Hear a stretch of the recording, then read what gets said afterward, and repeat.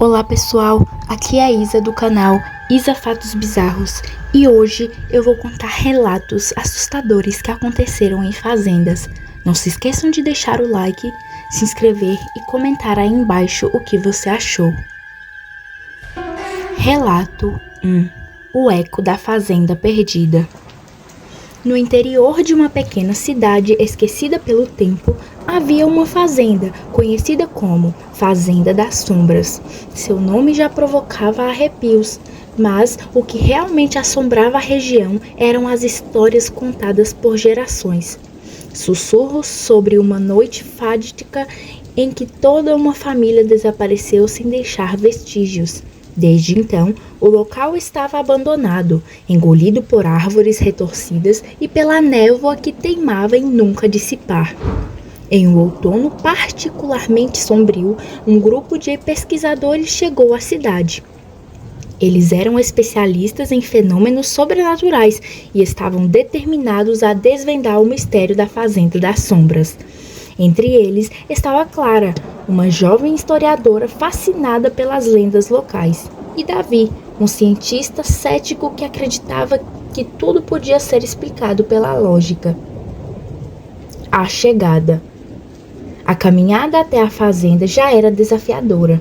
A estrada de terra parecia interminável e, quanto mais eles avançavam, mais o silêncio tomava conta. Quando chegaram, foram recebidos por um cenário desolador. A casa principal estava em ruínas, com janelas quebradas e portas pendendo de dobradiças enferrujadas. Ao redor, árvores gigantescas formavam um arco natural, bloqueando quase toda a luz do sol. No centro da propriedade havia um poço antigo, coberto por uma tampa de ferro enferrujada. Inscrições estranhas estavam gravadas na borda, mas a linguagem era desconhecida, até mesmo para Clara, que tinha amplo conhecimento em linguística. O grupo decidiu montar acampamento ali e começar a explorar ao cair da noite. Primeiros sinais. Ao anoitecer, o ar ficou mais pesado e uma névoa densa começou a se formar. Enquanto Clara examinava os registros antigos encontrados em uma das salas, ouviu passos leves no andar de cima. Imaginando que fosse um dos colegas, subiu as escadas que rangiam sob seus pés. Lá, encontrou um corredor repleto de retratos de pessoas desconhecidas. Os olhos das pinturas pareciam segui-la. De repente, uma risada infantil ecoou ao fundo do corredor. Clara, congelada, viu a sombra de uma criança correndo para um dos quartos. Tremendo, decidiu chamar os outros.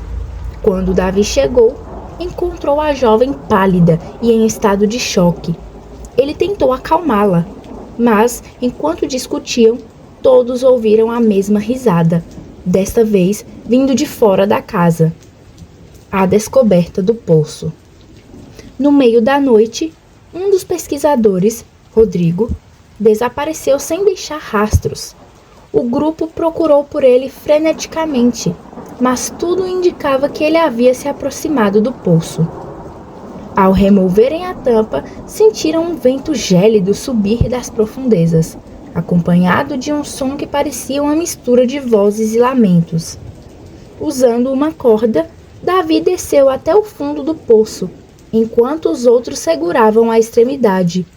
Lá, encontrou um túnel que levava a uma caverna subterrânea. Nas paredes, símbolos antigos brilhavam com uma luz própria, e no centro da caverna, uma espécie de altar estava coberto de ossos humanos. Entre eles, estava o relógio de pulso de Rodrigo. Antes que pudesse reagir, Davi ouviu passos atrás de si. Virando-se, viu uma figura feminina, vestida de preto, com cabelos longos cobrindo o rosto. Quando ela levantou a cabeça, seus olhos eram vazios e sua boca se abriu para emitir um grito ensurdecedor. A maldição. Davi foi puxado de volta ao poço pelos colegas, mas estava em um estado catatônico. Ele balbuciava algo sobre guardas da escuridão. e repetia insistentemente que eles estavam vindo. De repente, a fazenda começou a tremer, como se o solo estivesse vivo. Do poço, figuras sombrias emergiam, rastejando em direção ao grupo. Desesperados, os pesquisadores correram para os carros, mas descobriram que o caminho de volta estava bloqueado pela névoa, agora tão densa que era impossível enxergar a mão diante do rosto. As figuras continuavam se aproximando, seus corpos indistintos flutuando como sombras líquidas. Clara lembrou-se das inscrições no poço e, em um momento de coragem, correu até lá. Usando um dos registros antigos que havia encontrado na casa, começou a recitar palavras desconhecidas em voz alta. As figuras hesitaram, mas com uma força invisível jogou-a para trás. Quando acordou, estava sozinha. O dia seguinte. Na manhã seguinte, Clara foi encontrada pelos moradores da cidade, caminhando descalça na estrada da terra. Ela não se lembrava de como havia escapado, mas carregava um caderno com desenhos das inscrições do poço. Outros pesquisadores nunca mais foram vistos. A fazenda foi declarada como área interditada, mas até hoje dizem que, em noites de névoa, é possível ouvir os gritos vindos do poço e ver sombras se movendo entre as árvores. E quanto a Clara?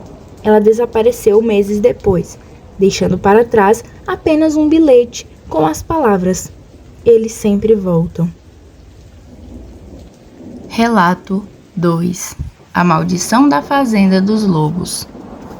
Na década de 1930, em uma região montanhosa e isolada, havia uma fazenda chamada Refúgio da Serra.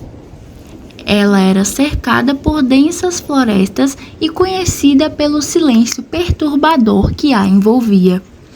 Os poucos moradores locais evitavam passar por lá, murmurando histórias de lobos gigantes e de uma família que teria feito um pacto sombrio para proteger suas terras.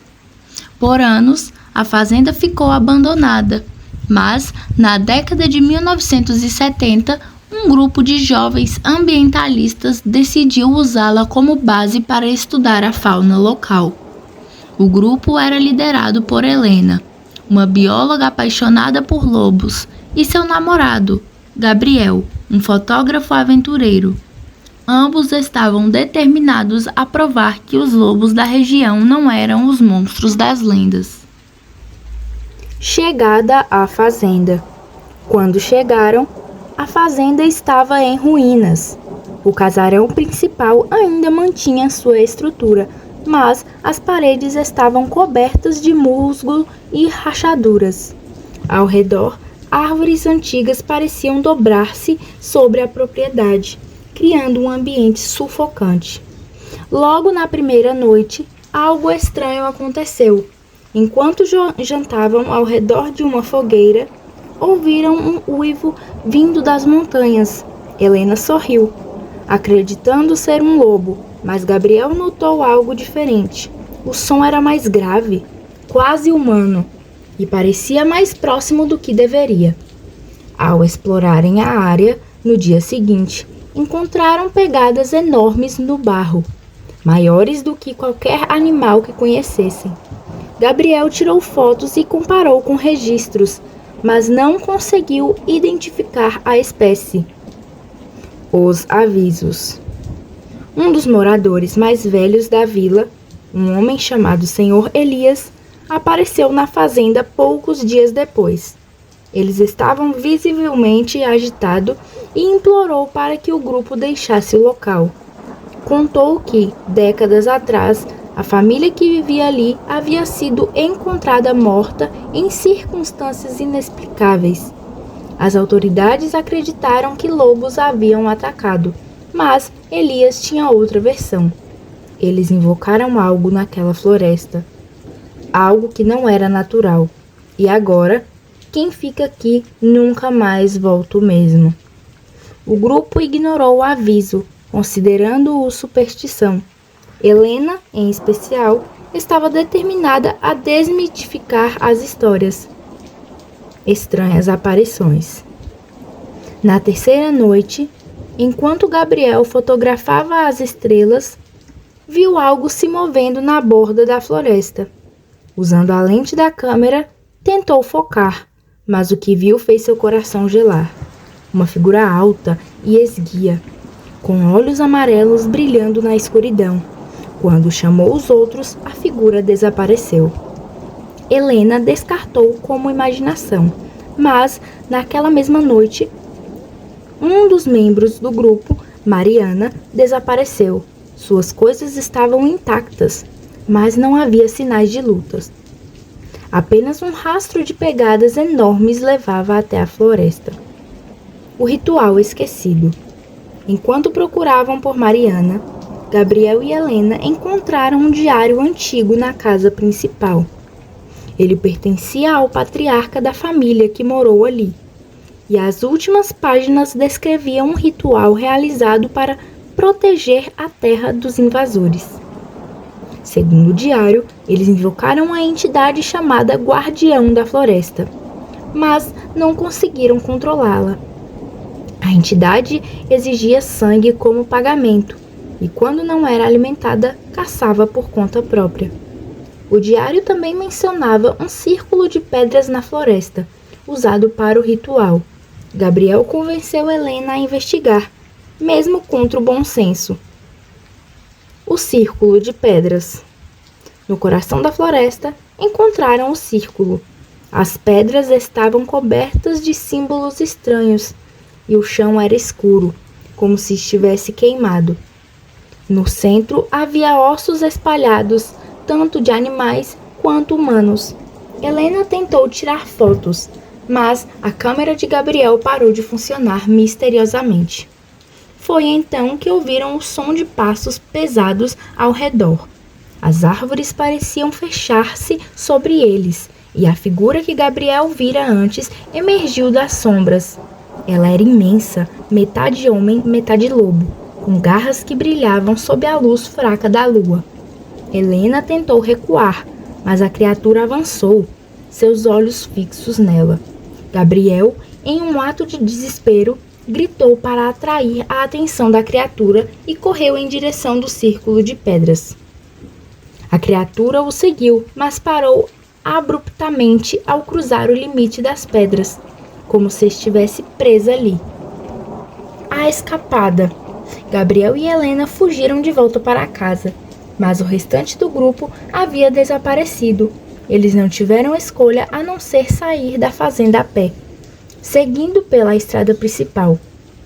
A criatura não os perseguiu, mas eles podiam sentir que algo os observava da floresta. Chegaram à vila ao amanhecer, exaustos e traumatizados. Contaram sua história ao senhor Elias, que apenas balançou a cabeça em silêncio. Ele os aconselhou a nunca mais voltar. O epílogo.